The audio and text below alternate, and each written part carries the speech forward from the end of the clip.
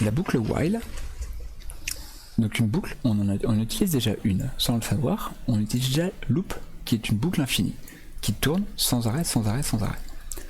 Et cette boucle loop, en fait, elle est intégrée dans une boucle while. La boucle while, elle s'écrit comme ceci. J'écris juste la syntaxe. Donc il y a un bloc, et ici il y a quelque chose.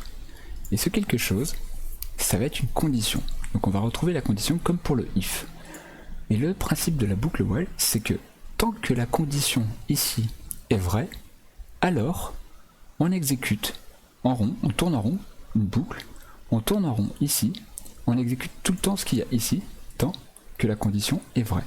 Donc on va reprendre l'exemple de mon température qui est égale à 0. Donc je reprends température et je démarre en le mettant à 0. Maintenant, on va faire la chose suivante. Tant que température est égale, ou plutôt est inférieure, on va faire ça, est inférieure à 5, alors je fais clignoter ma LED. Voilà, c'était ça que je cherchais. On va faire clignoter la LED. High, low, petit délai. Ça c'est pas mal. Voilà. Donc on va faire ça. Température est égale à 0 pour commencer au début de notre boucle. Et ensuite on va faire ça. Tant que température est inférieure à 5, je fais clignoter ma LED. Il reste juste une chose à faire, c'est que température... Pardon. Petit oups de raccourci syntaxique. On va juste faire après chaque clignotement, on va incrémenter notre valeur de 1. Donc ça c'est ce qu'on a fait tout à l'heure. Donc ce qui va se passer c'est que on va boucler sans arrêt, sans arrêt, sans arrêt, sans arrêt. Et on va faire clignoter notre LED à chaque boucle. À chaque boucle on va faire un état haut, un état bas et incrémenter température de 1. Donc si on compte, on va le faire 5 fois. La fois où on vaut 0, 1, 2, 3, 4, 5, ça va clignoter 5 fois. Puis après, la condition sera fausse puisque température vaudra 6. Pardon, inférieur ou égal. Quand température vaudra 6, dans ce cas-là, 6 n'est pas inférieur ou égal à 5, donc la condition sera fausse, donc dans ces cas-là, on sort du while, on passe à la suite du bloc. Donc là, on pourrait imaginer faire, on pourrait imaginer faire un clignotement beaucoup plus long. Par exemple, pour bien voir qu'on est sorti du bloc, on va allumer la LED très longtemps et on va l'éteindre. Et après, hop, on va repartir au début. Donc ça, c'est le bloc while. While, en français, ça se dit tant que. Donc là, elle clignote vite. Température est en train de s'incrémenter. Et voilà, température a dû s'incrémenter plus que 5 et on est resté allumé plus longtemps. Et on recommence. On est revenu au début, température vaut 0. Et donc dans ces cas-là, on est reparti pour la boucle. Est-ce que vous avez compris le principe du while? Est-ce que c'est finalement assez simple. Ça permet de créer un bloc qui va s'exécuter sans arrêt. On va boucler dans le bloc tant que la condition du bloc est vraie. Ok. Maintenant, il existe une petite variation sur le while qu'on n'utilise pas très souvent, mais qu'on peut rencontrer. Donc je vais vous la présenter.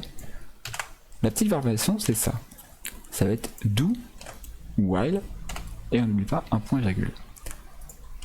Cette petite variation, donc souvent on la retrouve comme ceci, ça veut dire la chose suivante, ça veut dire faire, do c'est en anglais, ça veut dire faire, donc faire l'opération suivante tant que la condition.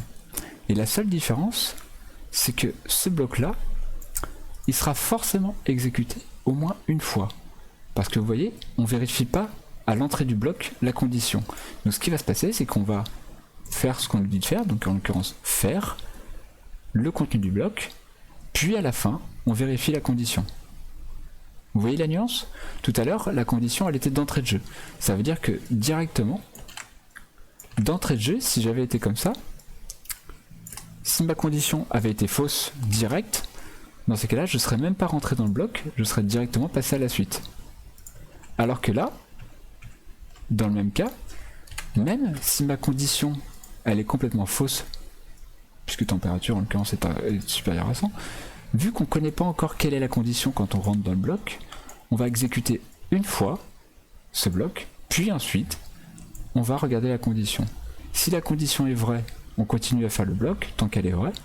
Si la condition est fausse, hop, on passe à la suite. Donc c'est exactement la même chose, sauf qu'on exécute une fois minimum, c'est-à-dire on exécute tout de suite une fois le bloc, avant de vérifier la condition et de réexécuter si nécessaire d'autres fois, encore et encore le bloc. Vous avez compris la nuance? Et enfin, une dernière boucle qui est importante de comprendre, c'est la boucle for. For. Donc for, elle s'écrit avec plein de trucs dedans, et de nouveau, elle permet de créer un bloc qui va exécuter des instructions tant que ce qu'il y a dedans est vrai. Donc là, on va faire pareil, on va encore faire clignoter notre LED, décidément elle est bien pratique. D'ailleurs, je fais juste un petit aparté vite fait. Ici, j'ai fait un while avec une variable, mais on aurait très bien pu, je suis désolé, je dois revenir comme ça en arrière si rapidement, on aurait très bien pu faire comme ça. Ça aussi, c'est une condition tout à fait vraie. Donc là, ce qui se passe, c'est qu'on n'a plus besoin de notre variable. Hop, pardon. Donc là, qu'est-ce qui serait passé quand on voit ça? Qu'est-ce qui se serait passé? Tant que le bouton est vrai, tant que le bouton est relâché, puisque je vous rappelle que quand il est relâché, on a 5 volts. Tant que le bouton est relâché, alors on fait un clignotement, et dès que j'appuie, j'arrête le clignotement.